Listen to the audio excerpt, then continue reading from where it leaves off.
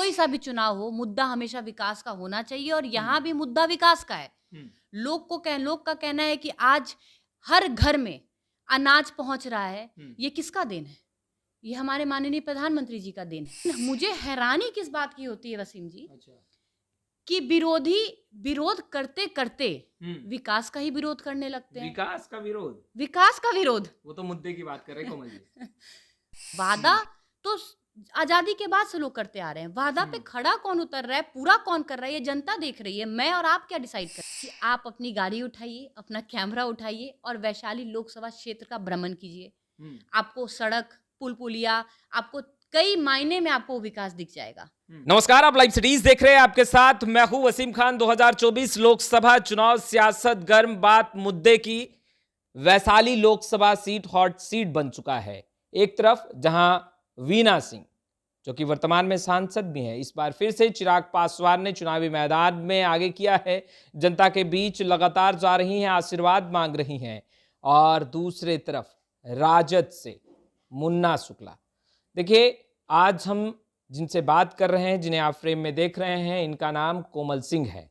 कोमल सिंह जो कि जनता के बीच रही और गायघाट से विधानसभा का चुनाव भी लड़ा था, खूब लोकप्रिय हुई थी, बहुत ही कम उम्र में चुनावी मैदान में उतरी थी और जनता ने खूब आशीर्वाद भी दिया था। खैर, हार का सामना करना पड़ा था, परिस्थितियां आप जानते हैं। मगर इस बार बात करेंगे कि जनता के बीच आप जा रहे हैं तो आखिर जनता मुद्दे की बात कर रही है। कोमल सिंह, तो यही होगा कि वैशाली लोकसभा सीट अब तो हॉट सीट बन गया है, मगर मुद्दे की बात हर कोई करने लगा है।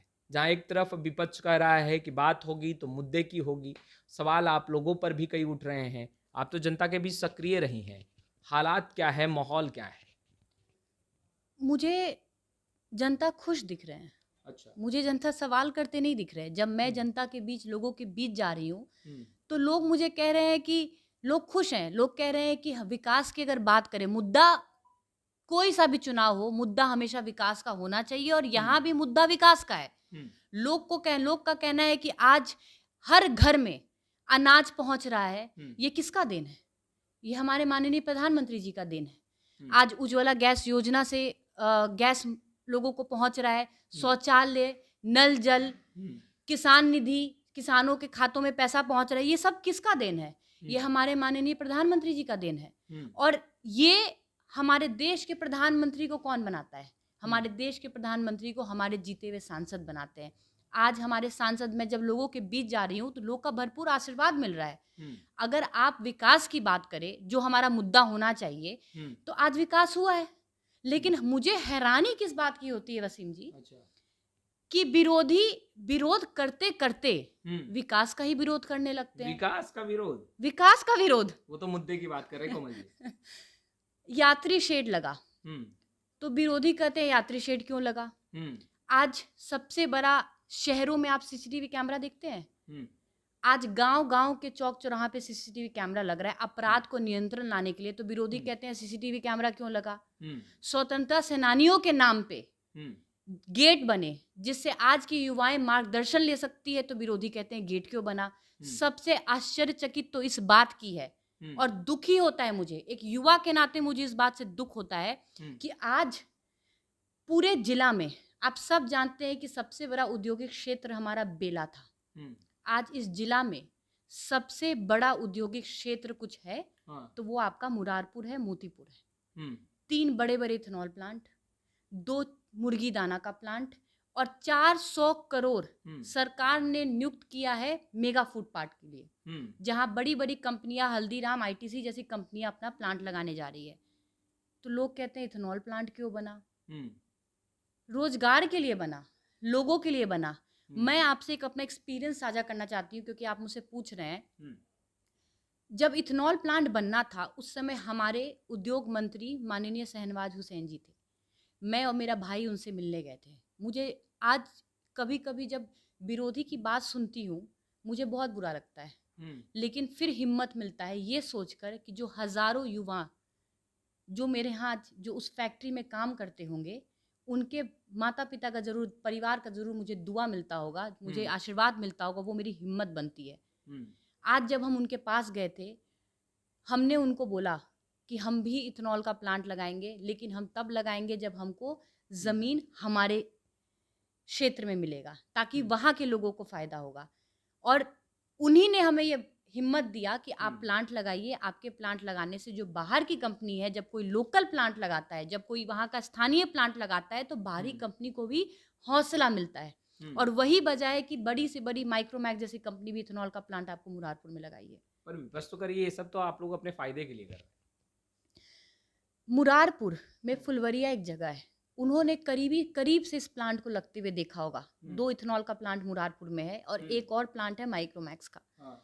वहाँ के जाके लोगों से पूछिएगा, उन्होंने खून पसीना मेहनत करके धूप बारिश देखकर 18 घंटे उस फैक्ट्री में खड़ा रह के प्लांट लगाने का काम हम लोग को करते देखा होगा। वो आपको बता पाएंगे। फायदा हमें नहीं है, फायदा उस व्यक्ति को है, उस बिहारी को फायदा है जो अजमेर में बैठा हुआ था, एक इथेनॉल फैक्ट्री में काम कर रहा था और बिहारी था। फायदा उस बिहारी को है जो मध्य प्रदेश में इथेनॉल फैक्ट्री में काम कर रहा था और बिहारी है। फायदा उस बिहारी को है जो दुबई में बैठ के काम कर रहा था और बिहारी है। बस उनको ये फायदा है कि आज वो अपने घर के बगल के फैक्ट्री में काम करके अपने घर जा रहे हैं। घर बुला लिया। अगर इसमें कोई संदेह है किसी को, तो वो फैक्ट्री के अंदर जाके उसी बिहारियों से स्वयं ये सवाल कर सकते हैं। विपक्ष कई सवाल उठा रहा है। एक अहम सवाल देखिए, खेल पैसों का, चुनाव में खेल पैसों का, और सवाल यह है कि आप लोग पैसे के दम पर चुनाव लड़कर जीत जाते हैं। अगर पैसों के दम पे वसीम जी कोई चुनाव जीतता ना, मेरे माता पिता आज से नहीं 2001 से इस जिला में लोगों की सेवा करते आए हैं। मेरे पिताजी भी पद पे रह के सेवा किए, मेरी माता जी भी पद पे रह के सेवा की है। अगर पैसे की बात होती, ये लोगों का आशीर्वाद है। जो कर्म, जो काम उन्होंने लोगों के लिए किया है, हर धर्म हर जाति के लोगों के लिए किया है, ये उनका आशीर्वाद है कि वो नियंत्रण लोगों की सेवा करते आए हैं। अगर पैसे के दम पे कोई नेता बन सकता था, तो हम सब जानते हैं कि सबसे धनी इस देश में मुकेश अंबानी जी हैं, अदानी जी हैं, रतन टाटा जी हैं। आज देश के प्रधानमंत्री माननीय श्री नरेंद्र मोदी जी नहीं, अंबानी जी होते। अच्छा, तेजस्वी यादव ने तो बड़ा वादा कर दिया, आपको नहीं लग रहा मुश्किलें बढ़ेंगी? राजद से उम्मीदवार भी हैं वैशाली में, रोजगार का वादा रोजगार देंगे 1 करोड़। वादा तो जब से देश आजाद हुआ है तब से लोग वादा करते आ रहे हैं, और यहाँ की जनता जानती है कि जो वादा पे खड़ा कौन उतरता है। 2014 में नरेंद्र मोदी जी जो वादा किए, उन्होंने अपने 5 साल के कार्यों में पूरा किया। फिर 2019 में जो उन्होंने वादा किया, वो इस 5 साल में पूरा किया। वादा तो आजादी के बाद से लोग करते आ रहे हैं। वादा पे खड़ा कौन उतर रहा है, पूरा कौन कर रहा है, ये जनता देख रही है। मैं और आप क्या डिसाइड करेंगे? इस बार का मुद्दा क्या होगा कोमल जी? आप तो लगातार सक्रिय हैं, जनता के बीच जा रही हैं। मैंने क्या बोला आपको? विकास का मुद्दा, विकास, रोजगार। रोजगार सबसे बड़ा एक उदाहरण है। 2019 में लोकसभा का चुनाव हुआ, आपकी सांसद महोदय जी वीणा देवी जी चुनाव जीत के गई, आपको मुरारपुर में रोजगार मिल गया। किसानों को फायदा। आज से 2 साल पहले आप पता कर लीजिए, मक्का 14 रुपए मक्का का भाव था। हमारे जितने मक्का, इस बेल्ट में सबसे ज्यादा मक्का उगता है, जितने मक्का उगता था वो सारा मक्का मध्य प्रदेश, वो मक्का आपका पंजाब हरियाणा जाता था। आज किसान 22 रुपए में वही मक्का मुरारपुर में लोकली बेच रहे हैं। तो रोजगार का मुद्दा, विकास का मुद्दा, यही मुद्दा है। यही मुद्दा लेके लोगों के बीच जा रहे हैं। काम करते आए हैं, काम करेंगे। कुछ लोग, मैं लोगों को ये कहना चाहती हूँ कि कोरोना जैसी महामारी, ये एक बहुत दुर्भाग्य था कि हमारे देश में नहीं, सब देश इस चीज से जूझ रहे थे। और मुझे इस चीज को एहसास होता है कि जो सांसद निधि फंड मिलता है एक सांसद को, 10 करोड़ रुपया सांसद निधि फंड का, 25 करोड़ में 10 करोड़ रुपया आज आपकी सांसद महोदय जी ने केंद्र सरकार को दिया, जिसके मार्फत आपके वैशाली लोकसभा के एक एक जनता में वो चीज समर्पित है। या तो कोरोना वैक्सीन के नाम पे, कोरोना के दवाइयों के नाम पे, या जो आपका कोविड केयर सेंटर पताही में खुला था उसके नाम पे। विगत 5 सालों में जो कार्यकाल रहा वीणा सिंह जी का, आपको क्या लग रहा है, क्या क्या अभी और होना बाकी है? समय हालांकि अवधि जो है खत्म हो गई, चुनावी मैदान में फिर जनता की अदालत में वीणा सिंह जी हैं, मगर आगे जनता विश्वास करेगी तो कौन से अधूरे काम जो ने पूरे होने हैं वो आप लोग करेंगे? देखिए, जैसा कि मैंने आपको अभी बोला, 5 साल में 2.5 साल कोरोना आ गया। एक सांसद को साल का 5 करोड़ रुपया मिलता है 6 विधानसभा का विकास करने का। एक विधायक को 4 करोड़ का मिलता है एक विधानसभा का विकास करने का। ये सब बात सब कोई जानता है। सांसद जी को जो 25 करोड़ मिला उसमें 10 करोड़ उन्होंने कोरोना महामारी के जंग को लड़ने के लिए अपने वैशाली लोकसभा क्षेत्र के एक एक व्यक्ति को बचाने में उन्होंने समर्पित किया। और उसके बाद बचे हुए फंड से उन्होंने बहुत विकास का काम किया है। आपका साहिबगंज में 4 लेन पास हुआ, आपका मोहम्मदपुर में जो रेलवे क्रॉसिंग है उस पर रेलवे ओवरब्रिज बनने जा रहा है। इसके अलावा क्षेत्र में छत घाट हो, आपको जगह जगह छोटे छोटे सड़क हो, जो भी लोगों की समस्या थी वो पूरा किया। लेकिन 5 साल काफ़ी नहीं है। लोकसभा एक बहुत बड़ा क्षेत्र है, बहुत ऐसा काम है जो अधूरा रह गया है, बहुत ऐसा जगह है जहाँ पे लोगों को अभी भी सड़क की डिमांड है या जो भी काम लोगों को अधूरा रह गया है वो काम को पूरा करेंगे। प्राथमिकता से एक ही नारा है हमारा, रोजगार, क्योंकि आज की युवा रोजगार खोजती है।